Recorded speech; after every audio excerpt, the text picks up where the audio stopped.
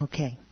Sister Adenike, greetings and welcome to Urban Connections once again. Yes, it's been quite some time. I've been still your dedicated listener, but yes, it was quite some time since we had actually worked together here. And but yes, you are still moving forward, working hard in your endeavors, and I appreciate what you have done. Okay, go ahead and tell us a little bit about the program that's coming on August 27th. August 27th, Green Acres Urban Farm and Research Project has invited a special guest, Will Allen. Let me tell you a little bit about Will Allen. He is a MacArthur Foundation Genius Grant Award winner. He is an expert who installed the White House gardens for U.S. First Lady Mrs. Michelle Obama. He has also appeared in Bon Appetit and Oprah magazines and is named as one of the Time magazine's most 100 influential people, and also appearing in award-winning films, documentary titled Fresh. He is the CEO and founder of an organization called Growing Power.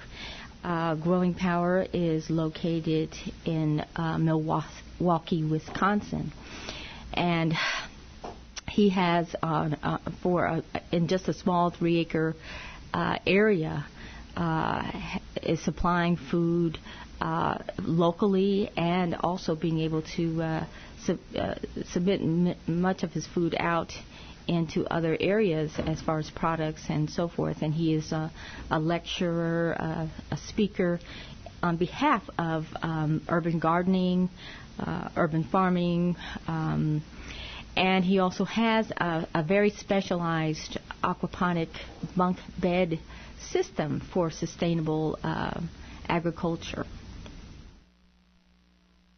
Yeah, that is an amazing concept, an aquaponic bunk bed, and we're going to talk about that some more. But I want to bring Sasteh Metter-Mosley online here. Sasteh, are you there?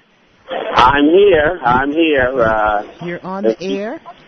Yes, excuse some of the background noise. I'm out at Farm Aid, the Farm Aid event, and we're raising some money for farms, family farms out here with Willie Nelson. So excuse some of the background noise. But with Will Allen, the aquaponic bunk bed is basically a way to grow fish in a structure that's about the size of a bunk bed. It's about 6 feet wide and 3 feet across. And you put a pond liner in there, and you're able to put 500 fish in there. And to maintain the water culture for the fish, so it doesn't get dirty like in our fish tank, you run that water up on the second shelf of the bunk, and you put plants there, and those plants turn that fish water into actual food.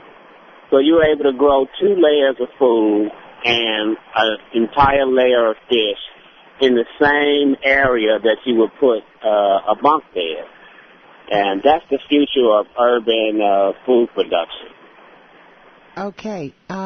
Will Allen, there's a lot of stuff online about his program, and part of the film that you see like on YouTube and stuff like that is his farm out in Milwaukee, where he is actually raising tilapia. I mean, in this urban farm, which was it 3 acres? How many acres is his farm? It's 3 acres. Mm-hmm. He has 1 million pounds of fish just in those 3 acres, in these trenches that they've dug with pond liners, and all the food that's growing in there are fertilized by the fish water. So he's taking this magic formula. He's taking this formula for food production. So he's got fish coming out on one end and lettuce coming out on the other end. Okay. So he's Will is I worked with Will since back in '93 when he just had Will's roadside market, and it was a basic farmer's market, and it had the issues of any farm, licensing issues. So Will had to learn how to work with an entire community of people. And he organized that using his marketing skills. He actually marketed the idea of having controlling your own food supply to all of the farmers that had their own programs. And that's how Growing Power really got started. Would you guys talk about the concept of the food desert and describe the situation here in Kansas City and what organizations in this area are doing to solve that problem? First of all, what is a food desert? Well, the food desert is defined as an area where the residents don't have access to a grocery store for a mile. If I have to actually travel 12 blocks, walk from my house down to 28th Street to go to the store, that's virtually accessible to most people. So we define that as being a food desert. The east side of Kansas City sits right smack. You're looking at 2 to 5 miles for some residents before they get to a location where there's acceptable food supplies. We do have some grocery stores in the area, but we still meet that requirement that you're looking at having to drive out to Walmart, having to make it over to Sunfresh, make it all the way to the east side to Leon. You have to travel extensively to get to the location just to get your month's worth of groceries.